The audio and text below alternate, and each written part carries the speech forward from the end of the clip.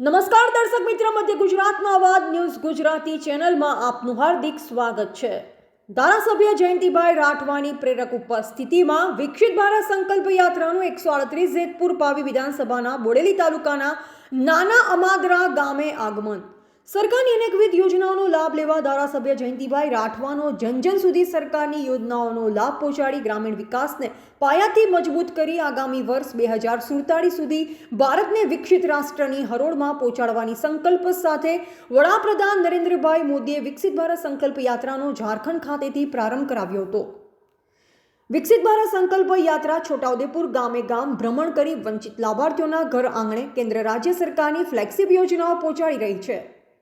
આ સંકલ્પ યાત્રાનું બોડેલી તાલુકાના નાના અમાદરા ગામે આગમન થતાં જ ગામની દીકરીઓએ કુમકુમ તિલક કરી ઢોલ નગારા સાથે સંકલ્પ રથનું ઉષ્માભેર સ્વાગત કર્યું હતું।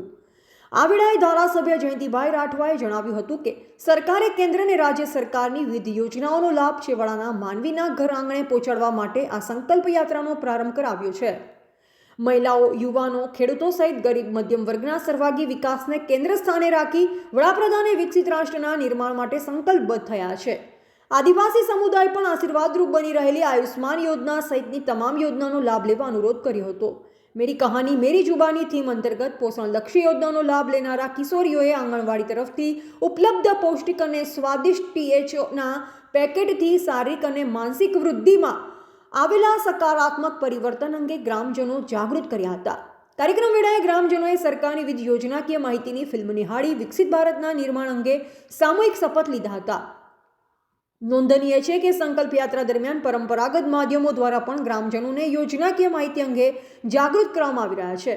આ પ્રસંગે 138 જેતપુર પાવી વિધાનસભાના માનનીય ધારાસભ્ય શ્રી જયંતિભાઈ રાઠવા, છોટાઉદેપુર જિલ્લા પંચાયતના પ્રમુખ શ્રી મલકાબેન પટેલ, બોડેલી તાલુકા સંગઠન ભાજપા મહામંત્રી પરિમલભાઈ પટેલ, છોટાઉદેપુર જિલ્લા બક્ષી પંથ મોરચા પ્રમુખ શ્રી ભગુભાઈ પંચોલી, છોટાઉદેપુર જિલ્લા મહિલા સંગઠન મંત્રી શ્રી ઉષાબેન પટેલ, બોડેલી સરપંચ સંઘના પ્રમુખ શ્રી ચિરાગભાઈ ભગત, ગામના સરપંચ શ્રી તેમજ સ્થાનિક અગ્રણીઓ, પદાધિકારીઓ, સરપંચો, સંબંધિત વિભાગના અધિકારી, કર્મચારી, લાભાર્થીઓ સહિત મોટી સંખ્યામાં ગ્રામજનો ઉપસ્થિત રહ્યા હતા।